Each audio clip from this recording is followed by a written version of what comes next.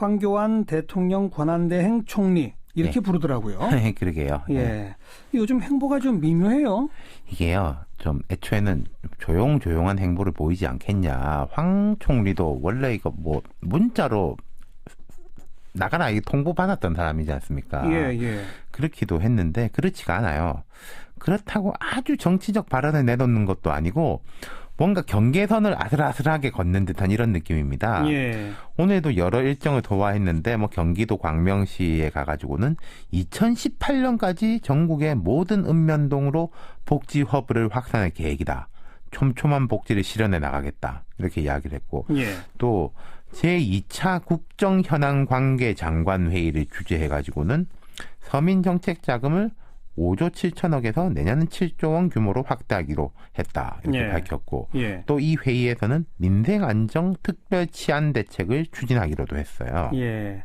그 국정현안 관계장관 회의 이런 거는 이제 앞으로 수시로 하겠다. 그렇게 그렇죠. 예고했던 거죠. 그러니까 이게 국무회의를 할 수 있기도 있지만은 뭐 대통령이 아니니까 국무회의를 자주 하기는 어려울 거고 그러니까 국무회의 거의 준하는 식으로 운영하겠다는 걸로 그렇죠. 보입니다. 하여튼 일을 참 많이 하고 있습니다. 그러니까요. 그렇죠? 박 대통령이 일정이 너무 없어서 문제였는데 황 총리 요즘 되게 바쁩니다. 사진도 많이 찍히고.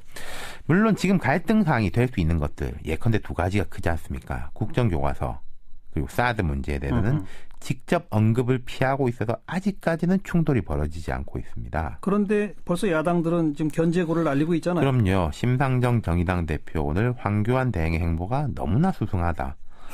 예, 황교안 대행이 국정수습이 아니라 정권수습에 나선 것으로 보인다. 그렇지 않고서야 의도적으로 야당과 파열음을 낼 이유가 없다. 이렇게 말했습니다. 야당과 파열음? 예. 뭘 얘기하는 거죠? 지금 황 총리하고 야당 간의 갈등 사안은 두 가지입니다. 첫째 국회 출석 여부예요. 국회 대정부 질의가 잡혀 있는데 야당들은 아이 총리니까 당연히 참석해야 한다. 이런 거고 황 총리 쪽은 권한 대행이 국회 대정부 질의에 참석한 전례가 없다. 이러면서 불출석하면 어떨까 하고 국회 쪽을 떠봤는데 거절당했어요. 네. 하지만 황 총리 쪽은 아직 명확한 입장을 안 밝히고 있습니다. 네. 계속 뭐 좀 불편하다 이런 식으로 이제 흘리고만 있고 두 번째는 이제 진짜로 대정부 질문에 참석을 안 하면 거기서 이제 1차 충돌이 벌어지겠네요. 그렇죠. 두 번째는 여야정 협의체. 여야정 협의체. 예. 이게 하기로는 했지만 지금 꼬이고 있죠. 예. 지금 여당이 참여할 사안이 아니니까. 그러니까요. 그래서 이제 야당들이 제안하기를 여당 빼고 야3당하고 같이 만나자 제안을 했습니다. 대표들하고. 예. 근데 황 총리가 좋다. 근데 각각 따로따로 차례차례 만나자. 야3당과 함께가 아니라 더불어민주당 따로, 국민의당 따로, 정의당 따로 이렇게 일종의 역제안인 거죠. 그렇죠. 황 총리 입장에서 이게 여당 없이 야당하고만 같이 만나는 게 뭐 제가 생각해도 부담스러웠기는 했을 거예요. 하지만 이렇게 좀 정치적으로 따로 보자 이렇게 역제안까지 한 건 좀 의외입니다. 글쎄 말이죠. 역제안이 아니라 지금 여당이 조금 있으면 정비가 될 테니 그때까지 좀 기다려보자 정도를 예상했는데 그러니까요. 따로따로 만나자는 얘기까지 나왔어요. 거기 지금 야당 반응도 조금 애매하죠? 예, 다들 비판하고 있는데 하지만 이 국민의당은 부적절하지만 현안을 명확하게 해오면 이야기할 수 있다 정도의 입장인데 거기다가 지금 뭐 이분이 의전에 대해 가지고 요즘 말이 많아요. 어떤 의전이요? 그때 뭐 그 오송역 앞에 버스 정류장에 차 세워 놓은 거 가지고 말 많았었지 않습니까? 그렇죠. 그 전에는 또 그 기차역 대합실 안까지 그때는 총리 때고 이번에 이 대행이 된 이후에 그리고 며칠 전에 이제 국회에 정세균 의장을 예방했지 않습니까? 그랬죠. 이게 오늘 기사가 났는데 총리실 쪽에서 대통령 의전을 해달라 했다는 거예요. 그래요? 대통령 의전이란 게 국회 사무총장이 그 국회 본관 앞쪽에 나오고 그 국회 의장실 3층에 있거든요.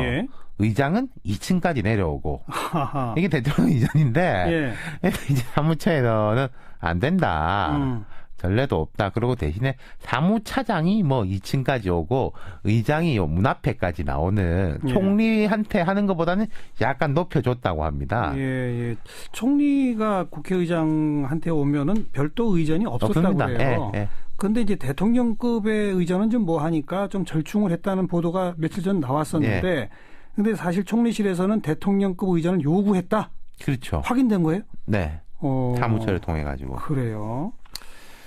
그러니까 이게 고건 총리하고 많이들 비교를 하는데 네. 고 총리 때는 이런 신경전은 거의 없었습니다. 워낙에 행정가의 면모가 강했고 예. 안정적으로 국정을 운영해가지고 여론도 괜찮았고 또 뭐 야당을 별로 자극한 점도 없었거든요. 네. 근데 재밌는 게 고건 총리가 그 대행을 지낸 후에 차기 대선 주자 지지율이 확 뛰었습니다. 맞아요. 그랬죠. 한동안 1위를 달렸었어요. 그런 적도 있어요. 6개월, 예. 1년 동안. 예. 물론 결국 출마는 안 했지만요. 네. 그러면 황 총리도 지금 권한대행이라고 하는 이 기간 동안에 나도 한번 껐떠보자 뭐 이런 건가요? 그 속마음을 제가 어찌 알겠습니까만은 보수 진영 일각에서는 황교안 정도면 대선 후보군 괜찮다. 정통 공안검사 출신에 보수 진영 쪽에서 볼 때는 그 법무장관 지내면서 통진당 해산시킨 거 예. 이것도 이제 뭐 실적으로 보니까요. 예. 그쪽에서는 예. 그래서 최근에 황 총리를 포함한 여론조사도 나왔어요. 어허. 한 3-4% 정도 나왔는데 이게 작다면 작은 수치지만 만만치 않은 겁니다. 예. 여권 주자 한 10여 명 가운데 상위권이거든요. 한 3위권. 그리고 네. 일부 그 외지에서 네. 외국 언론에서 황 총리를 다음번 대선 주자 후보군의 하나로 포함시키는 그런 보도도 있었긴 했었습니다. 네. 워낙 새누리당이 지금 사람이 없는 상황이니까 네. 뭐 이런 이야기가 나오는 거죠. 예. 그래서 지금 이 야당 입장이 좀 꼬인 게 분명히 있습니다. 총리 문제를 탄핵 전에 이게 한이 많이 하다가 결국 해결하지 못했었지 않습니까? 예. 뭐 되더라도 식물 총리가 될 거다. 뭐 못하면은 뭐 우리한테 나쁠 게 없다. 뭐 이랬다가 또 한때는 대통령 탄핵된 이후에 황 총리도 끌어내릴 수 있다. 이런 이야기도 좀 강경한 쪽에서 나오다가 쏙 들어갔습니다.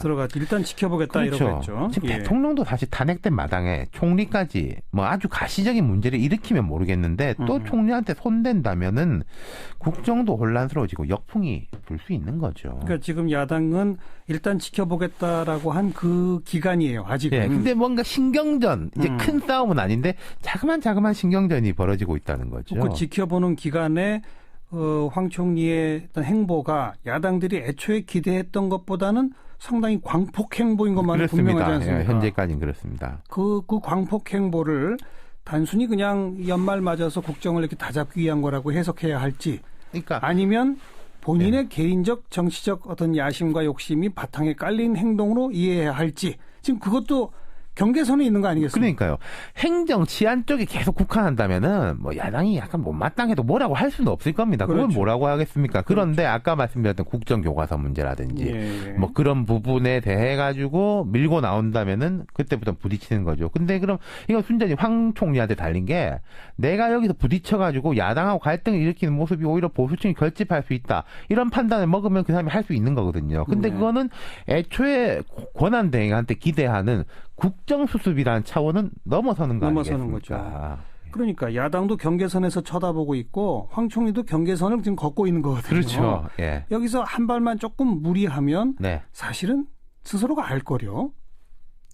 근데 지금 다른 정국도 아니고 그렇죠. 박근혜 최순실 게이트와 이 탄핵의 와중이기 때문에 여기서 한 발만 더 삐끗하면 박근혜 정부를 향한 비난이 나한테도 올 수 있다는 걸 아마 감안하고 있지 않을까요? 그거를 아는데 거꾸로 생각할 수도 있죠.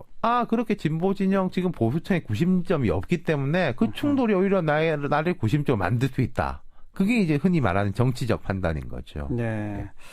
그건 두고 봐야 됩니다. 네. 국민 여러분 어떻게 반응할지 좀 바라겠습니다. 예. 아무튼 예상했던 것과는 다른 행보인 것만은 분명한데요. 넓은 행보를 보이고 있습니다. 경계선을 걷고 있다. 네. 총리도 정치권도. 오늘 그렇습니다. 일단 여기까지 정리.